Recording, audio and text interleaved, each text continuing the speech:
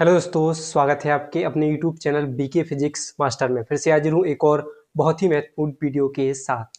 आज की इस वीडियो में हम क्लास 12 फिजिक्स का एक बहुत ही महत्वपूर्ण प्रश्न तैयार करने वाले हैं, जो कि आपको बोर्ड परीक्षा में 5 अंक देकर जाएगा। आज हम बात करने वाले हैं वैद्युत द्विध्रुव के कारण निरक्षीय स्थिति में वैद्युत क्षेत्र की तीव्रता। तो ये प्रश्न बोर्ड परीक्षा में 5 अंक का पूछा जाता है। तो वीडियो बहुत ही महत्वपूर्ण होने वाली है, क्योंकि आज आपके 5 अंक पक्के होंगे। गारंटी है ये बोर्ड परीक्षा में आएगा, क्योंकि हर साल बनने वाला प्रश्न है। तो अंत तक देखिएगा, पसंद आए तो लाइक कीजिएगा, ज़्यादा से ज़्यादा हो सके शेयर कीजिएगा, नए हो तो सब्सक्राइब जरूर करके जाइएगा। तो आइए समझते हैं वैद्युत द्विध्रुव के कारण निरक्षीय स्थिति में वैद्युत क्षेत्र की तीव्रता। इससे पहले हम अक्षीय स्थिति में वैद्युत क्षेत्र की तीव्रता निकाल चुके हैं, उसको जरूर देख लीजिए, क्योंकि ये दोनों प्रश्न होते हैं। पहले चैप्टर से 3 प्रश्न सबसे ज़्यादा इंपॉर्टेंट होते हैं, जो 5 अंक बनते हैं। पहला तो एक अक्षीय स्थिति, दूसरी निरक्षीय स्थिति, और तीसरा बल युग्म का आघूर्ण, यानी एक समान वैद्युत क्षेत्र में रखे बल युग्म लगने वाले बल युग्म का आघूर्ण बहुत ही महत्वपूर्ण होता है। टॉ बराबर पी साइन थीटा, और हम इसका निर्धारण कर लेते हैं। तो बहुत ही महत्वपूर्ण होते हैं 3 प्रश्न, तो इनको जरूर तैयार करना है। तो आइए समझते हैं। तो देखिए, जैसे बात कर रहे हैं कि वैद्युत द्विध्रुव, तो आइए समझते हैं वैद्युत द्विध्रुव समझते हैं पहले। तो देखिए कि मानते हैं कि माना, देखो लिखने वाला काम करना हो तब माना वाला, तो जैसे हम बोल रहे हैं वैसे करते चलना है। माना एक वैद्युत द्विध्रुव ए वी, क्या है? माना एक वैद्युत द्विध्रुव ए बी है, जिसके बिंदु ए पर माइनस क्यू आवेश तथा बिंदु बी पर प्लस क्यू आवेश है। इसकी दूरी अल्पतम दूरी, यानी क्या कितनी दूरी? 12 दूरी पर रखे हुए हैं। दोनों आवेश कितनी दूरी पर? 12 दूरी पर रखे हुए हैं। पढ़ा है कि ऐसा निकाय जिसमें दो बराबर परंतु विपरीत प्रकृति के आवेश एक दूसरे से अल्प दूरी पर रखे हो, तो ऐसा निकाय क्या कहलाता है? वैद्युत द्विध्रुव कहलाता है। ठीक है। तो इसके मध्य बिंदु, मान लीजिए मध्य बिंदु ओ से लंब अर्धक, क्या होगा? लंब अर्धक, यानी इसी को निरक्षीय स्थिति बोलेंगे। निरक्षीय स्थिति में मध्य बिंदु ओ से लंब अर्धक आर दूरी पर एक अन्य बिंदु क्या रखा है? पी रखा है, जिस पर हमें वैद्युत क्षेत्र की तीव्रता की गणना करनी।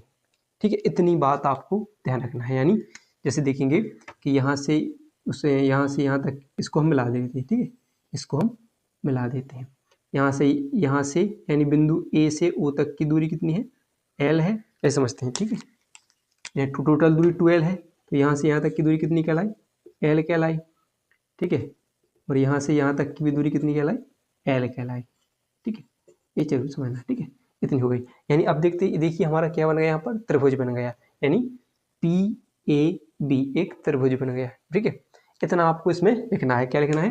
कि माना एक वैद्युत द्विध्रुव ए बी है, इसके बिंदु ए पर माइनस क्यू आवेश तथा बिंदु बी पर प्लस क्यू आवेश है।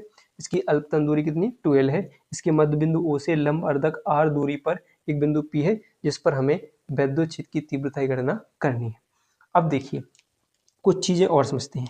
अब देखो इसमें वैद्युत क्षेत्र की तीव्रता देखते हैं। तो दो वैद्युत क्षेत्र यहाँ पर इस बिंदु पर दो घटक होंगे। एक तो देखिए लंबवत, यानी जो सीधा जाएगा, जैसे हम बोलेंगे E1 साइन थीटा, और एक नीचे की ओर E2 साइन थीटा। ये लंबवत होगा। कैसा होगा? लंबवत घटक होगा।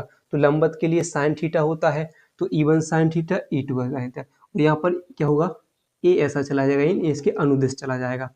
तो यहाँ पर अनुदिश के लिए E1 cos थीटा, और इसके यहाँ पर आएगी E2 cos थीटा। ठीक है, यहाँ पर परिणामी तीव्रता क्या हो जाएगी? ए हो जाएगी। परिणामी तीव्रता क्या हो जाएगी? ए हो जाएगी। अब एक बात यहाँ पर देखने लायक है कि यहाँ पर देखिए दो E1 cos theta, E2 cos theta, E1 cos theta, E2 cos, E1 sin theta, E2 sin theta है। तो यहाँ पर क्या है कि E1 sin theta, E2 sin theta क्या है? लंबवत है, और एक दूसरे की विपरीत दिशा में है। तो विपरीत दिशा में होने के कारण ये क्या हो जाते हैं? खत्म हो जाते हैं, यानी इनका कोई यहाँ पर हमें मतलब नहीं, यानी एक दूसरे से घट जाएंगे या हट जाएंगे।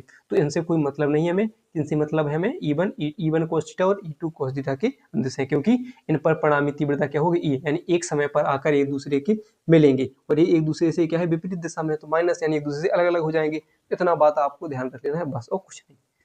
तो आवाज समझ में आई आपके लिए? तो अब देखते हैं अपनी भाषा। तो लिख रही इसका करते हैं निर्धारण। तो क्या लिखेंगे?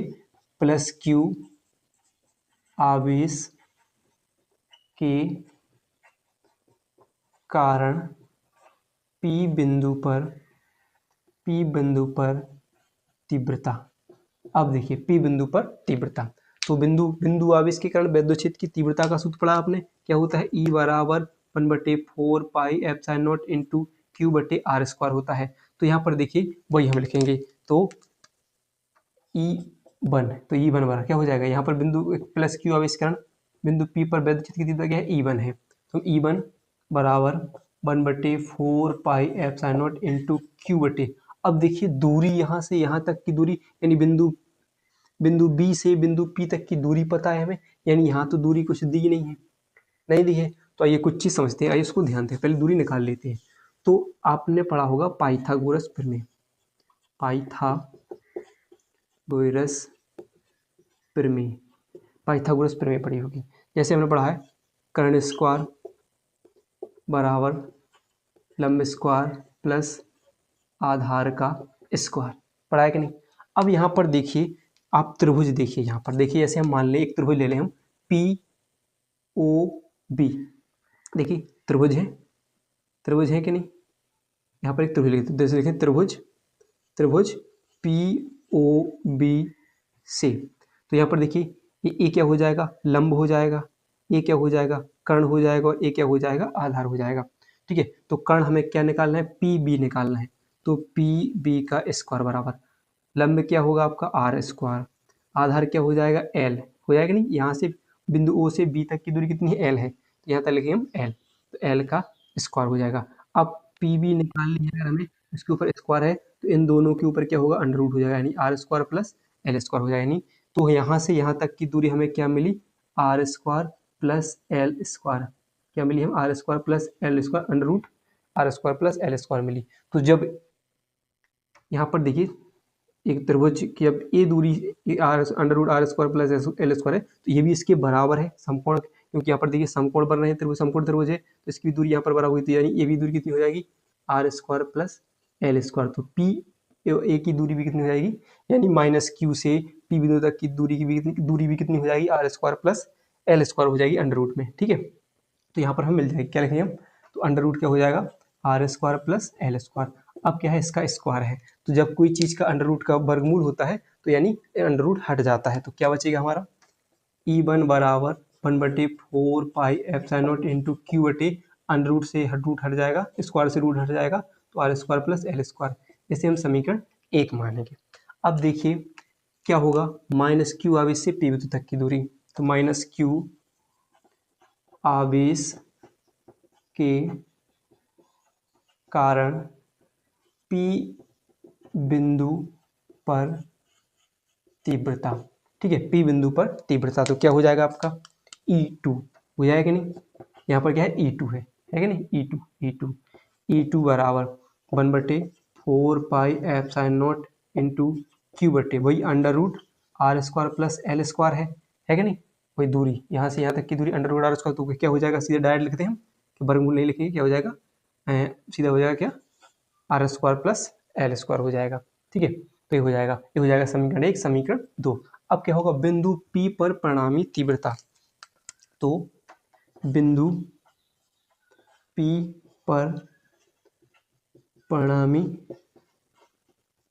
तीव्रता, तो बिंदु P पर परिणामी तीव्रता क्या हो जाएगी, आइए देखते हैं। तो बिंदु P पर परिणामी तीव्रता यानी E1 E2 एक दूसरे से मिलेंगे, तो यानी जुड़ जाएंगे, तो E बराबर क्या हो जाएगा, E बराबर E1 cos theta plus E2 cos theta हो जाएगा। अब देखिए यहाँ पर जो दोनों दूरियां हैं हमारी, E1 E2 क्या है, देखो आप देख रहे हो बराबर हो रहे हैं, देखो दोनों के मान बिल्कुल सेम टू सेम है, यानी यहाँ पर E1 बराबर क्या है, E2, तो हम दोनों की जगह पर हम कोई भी चीज़ लिख सकते हैं कि 2E1 या 2E2 कोई भी लिख सकते हैं, तो हमारा क्या हो जाएगा, तो E बराबर क्या हो जाएगा, E बराबर क्या हो जाएगा 2E1 cos थीटा, जो कोई मान लीजिए दोनों बराबर है, तो दोनों दूरियां बराबर है तो 2 हो जाएंगी, तो ऐसे मान लेते हैं, तो E बराबर क्या हो जाएगा 2 फिर इंटू क्या हो जाएगा 1/4 पाई, अब मान रख दें हम, E1 का मान रख दें, ये 4 पाई इंटू क्यू बटे r square plus L square, यहाँ पर हो जाएगा cos थीटा हो जाएगा नहीं, cos थीटा हो जाएगा। अब देखिए आपको कुछ नहीं करना है, यहाँ से थोड़ा सा और देखना है।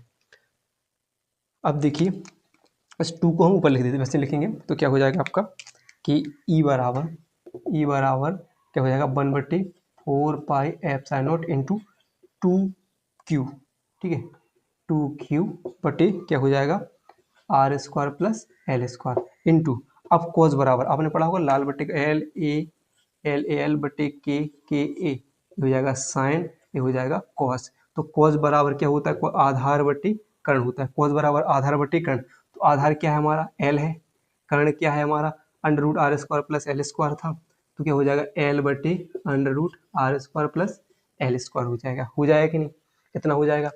अब चीज़ देखिए थोड़ी सी यहाँ से आपको बिल्कुल ध्यान से बात समझनी है।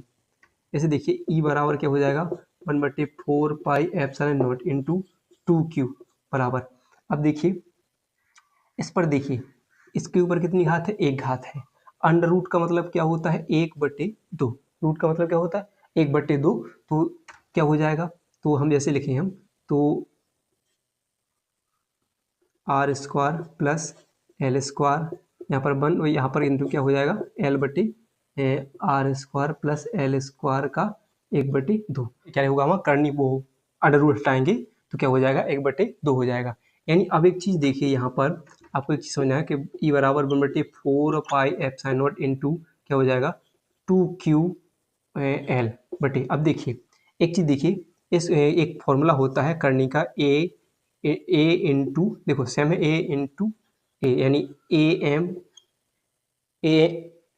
एम गुणे ए एम, यानी ये मतलब ये दोनों सेम है, इसको ए मान लिया, इसकी घात m है, इसकी घात n है, तो जब ये घातें मतलब ये दोनों समान है तो घातें आपस में जुड़ेंगी, तो ये क्या हो जाता है ए एम प्लस एन हो जाएगा, यानी आपका यहाँ तो हो जाएगा क्या r square plus L square, यानी दोनों एक ही हो जाएंगे, लेकिन ये दोनों जो घात है इस पर 1 और 1/2 ये जुड़ जाएंगी, तो यानी क्या हो जाएंगी आपकी, जैसे हम जोड़ेंगे तो 1 प्लस 1/2 यानी 2 एकम 2 और 1 3, तो कितनी हो जाएगी यहाँ पर 3/2 हो जाएगी, ऐसे आ जाएगी।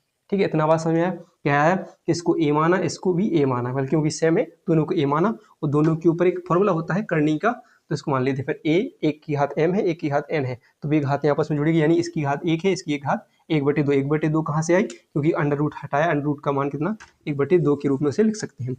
ठीक है, ऐसा हो गया। अब देखिए अब मान लें कि आर स्क्वायर का मान बड़ा है एल स्क्वायर की अपेक्षा, यानी एल स्क्वायर क्या है नगण्य मान है, तब क्या हो जाएगा तब हो जाएगा ई बराबर 1/4 pi epsilon naught into 2ql बटे क्या हो जाएगा, यहाँ पर बचेगा आर स्क्वायर और यहाँ पर क्या बचेगा 3/2 हो जाएगा। ठीक है, क्योंकि आर स्क्वायर से यानी स्क्वायर जो 2 से 2 की क्या हो जाएगी कैंसिल, तो क्या बचेगा 1/4 pi epsilon naught into 2ql बटे आर, ये 3 बचेंगे हाथ आर क्यू, और जो कि हम जानते हैं कि 2ql बराबर क्या होता है पी, यानी वैद्युत द्विध्रुव आघूर्ण, तब क्या होगा ई बराबर 1/4 pi epsilon naught into P बटे आर क्यू, यही हो जाएगा आपका निरक्षीय स्थिति में वैद्युत क्षेत्र की तीव्रता का फॉर्मूला। तो वीडियो पसंद आई हो तो वीडियो को लाइक और चैनल को सब्सक्राइब करना ना भूलिएगा।